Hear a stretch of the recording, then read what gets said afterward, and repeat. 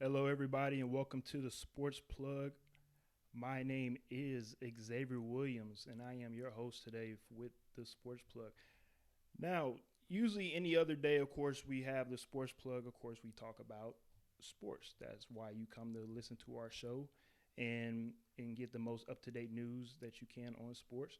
Today, unfortunately, we have to talk about another subject that is weighing heavy on, let's just be real, the black community's hearts right now.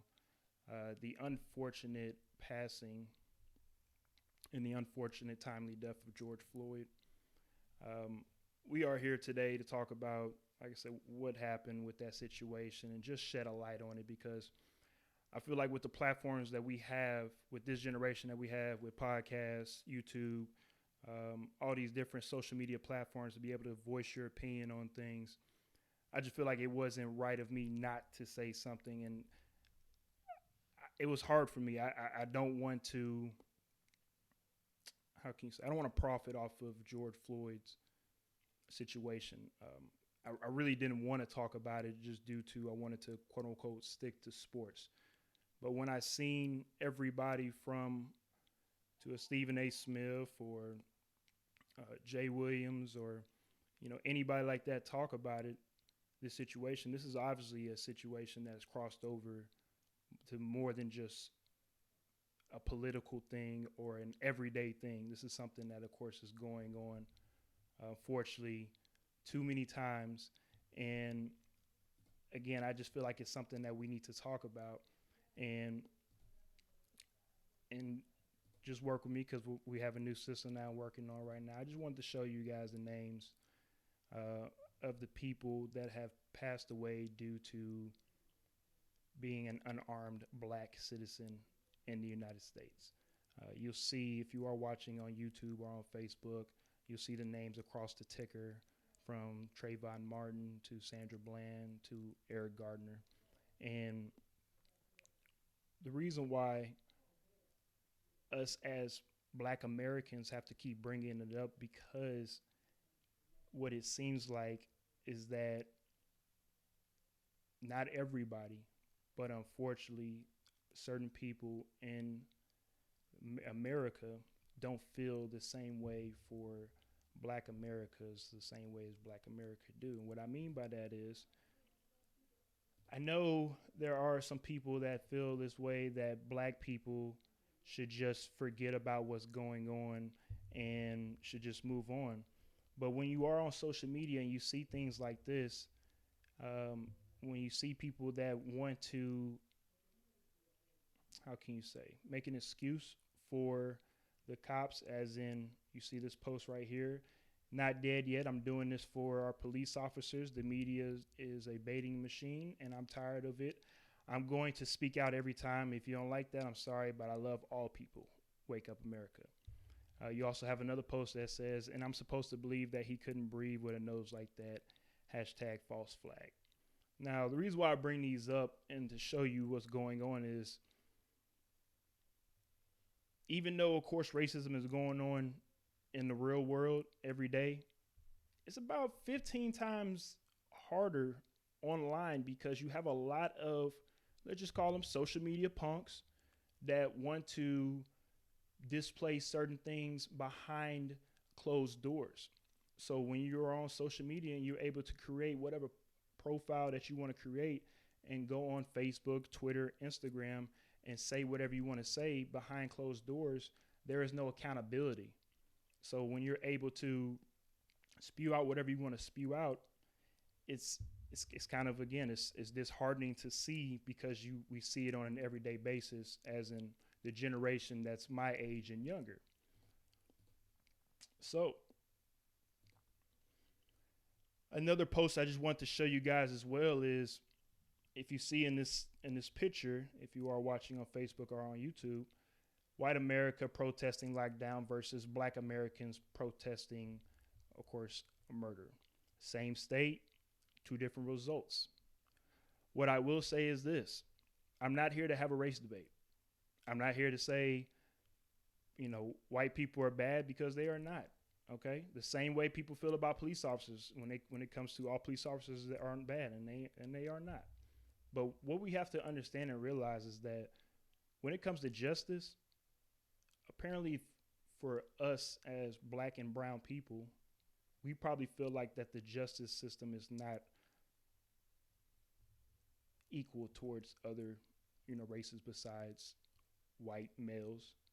And when you see pictures like this, or of course videos, because I'm pretty sure if you've been watching the news lately, you remember people going into Capitol building wanting to be free and be able to go back to the stores with their M16s or whatever uh, heavy machinery gun that you have, or whatnot, weapon I should say, whatever you have, and they wanted to show their rights and show that they are not, they are not citizens behind a communist country. So they are free citizens to do whatever.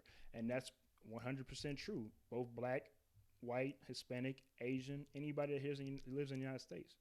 But it just seems like there's a different policing that is involved with black people compared to white people. Another reason why we are in this situation as well is because, of course, if you remember a couple years ago, we have a gentleman named Colin Kaepernick who took a knee due to situations like this to protest police brutality in the United States. Now,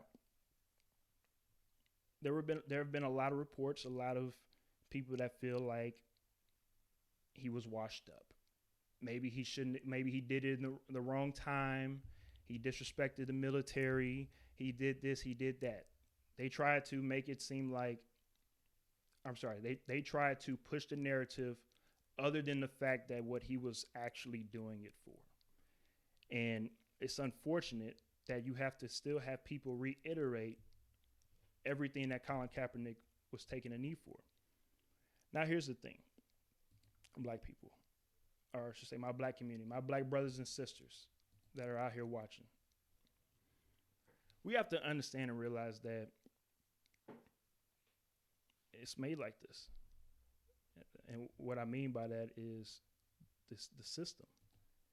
If the system allowed you to do certain things, and I'm talking about, unfortunately, I do apologize if you are watching. I cannot find the picture that I'm trying to find, so that's why it's taking me a little minute to put up the picture that I'm trying to put up.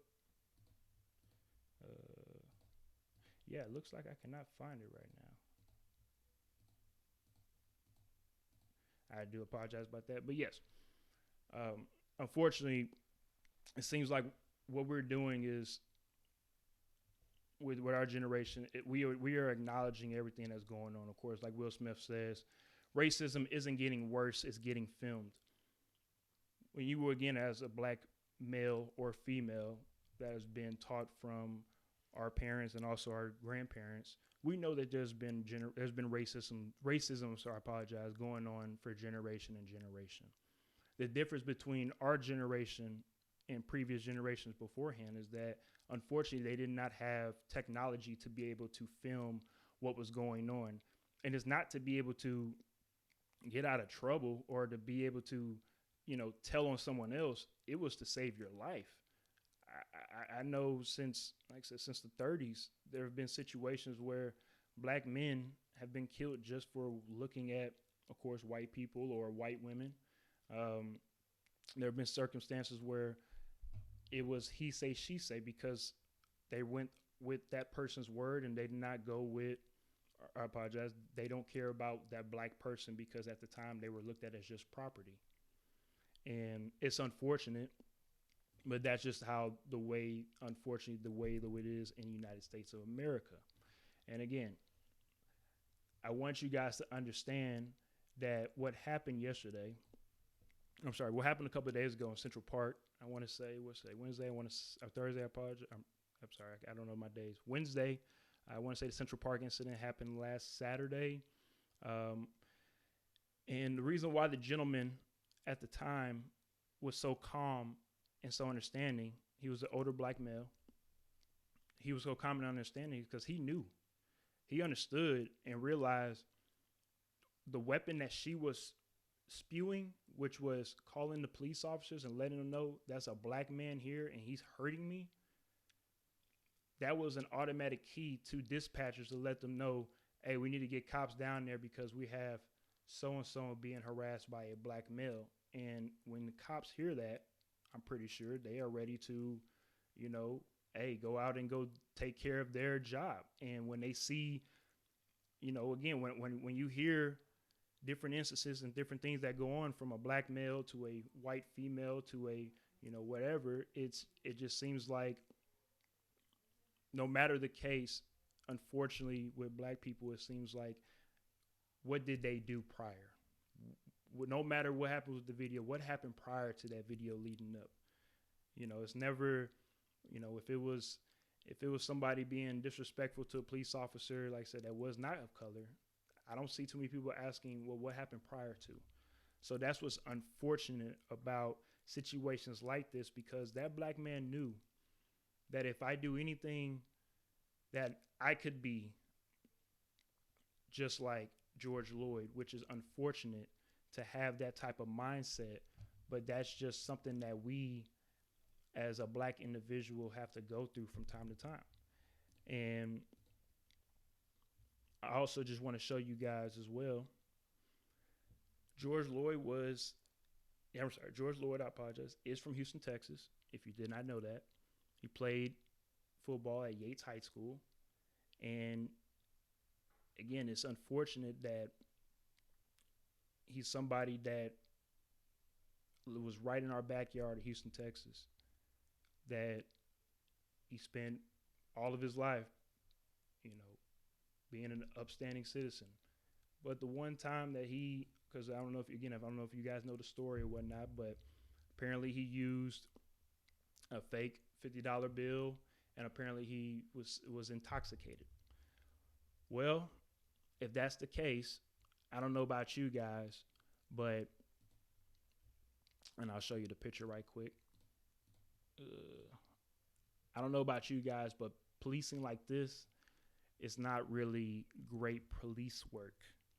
And again, I'm not here to call out the police officers. I'm not here to call out anybody. I'm just letting you guys know from my perspective as a black man what I have to see and what I have to go through on an everyday basis, because it's very exhausting. It's very tiresome, because when you don't say something as a black person, you have a lot of people that feel like you don't stand up with them. You're not there for them, which is definitely not the case at all. And it's unfortunate that we are in a system that will only allow you to be able to prosper so much unless you are an athlete like a LeBron James, you know, or you're an entertainer like a Jay-Z. And then also the media would like to point out and say, well, look at LeBron James and Jay-Z. Look how much money they're making. So obviously black America has to be doing well, right? You know, look at Jay-Z made $1 billion. Look at LeBron's about to make $1 billion. So obviously black America, what's the problem? Well, there's more problems than just that. And speaking of LeBron James, again, not to talk down on or not to talk bad about or anything like that. I just want you guys to understand where we are dealing with in this perspective.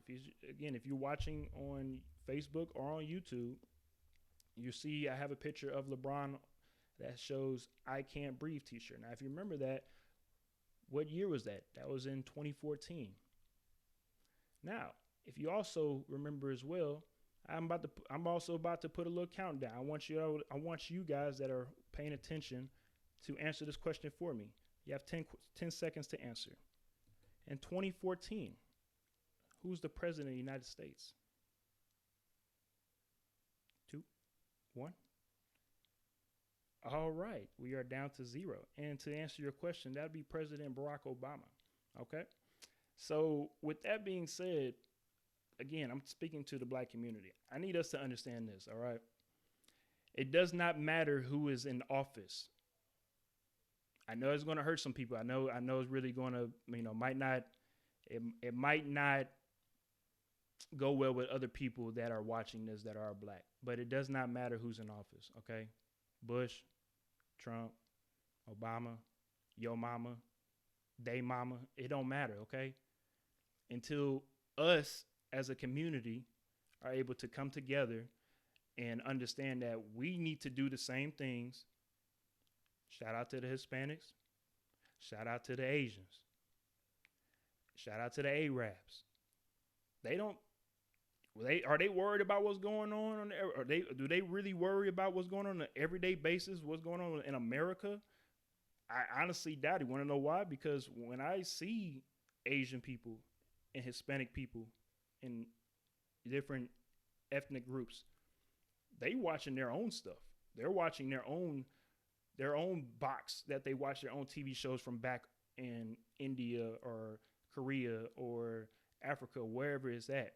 So there's no reason to try and ask other people, why aren't they going through the same things that Black America is going through? Because they're not worried about what we're going through.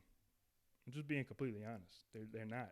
So that's just a little food for thought. I need y'all to realize and understand that, you know, this is bigger than just every day. It seems like somebody is going down. And I know people probably want to ask and probably want to know, well, what can we do? What can we do besides just being social media warriors and just saying, hey, you know, hashtag RIP, hashtag this. I'm pretty sure Eric Gardner and Felipe Castile did not want to be a hashtag. I'm pretty sure that they want to make sure that their lives is remembered for the right reasons and not being a hashtag.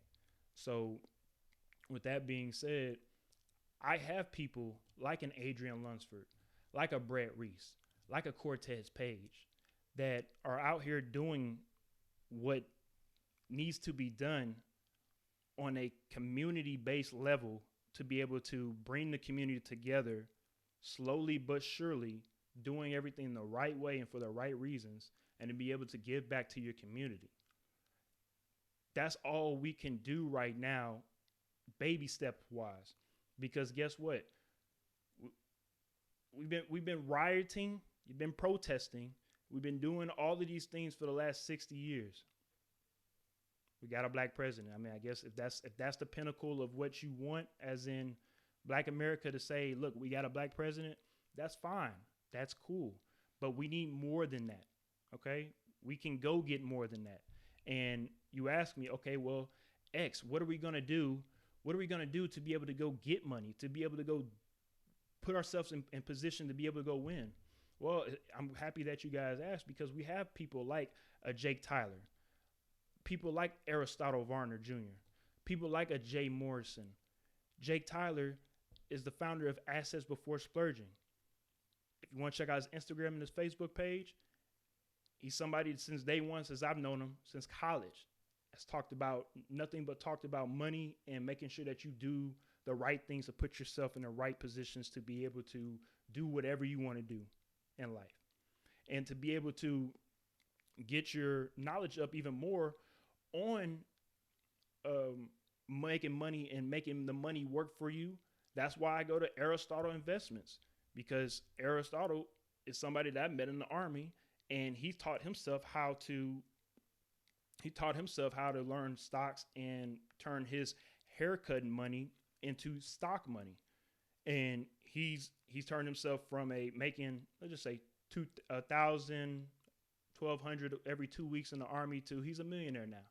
He makes a little bit over $1 million or whatever it is a year, and he does his own thing, and I'm proud of him. I'm proud of him for that. And same thing with Jay Morrison. If you don't know who Jay Morrison is, go check out his Instagram. Go check out his Facebook.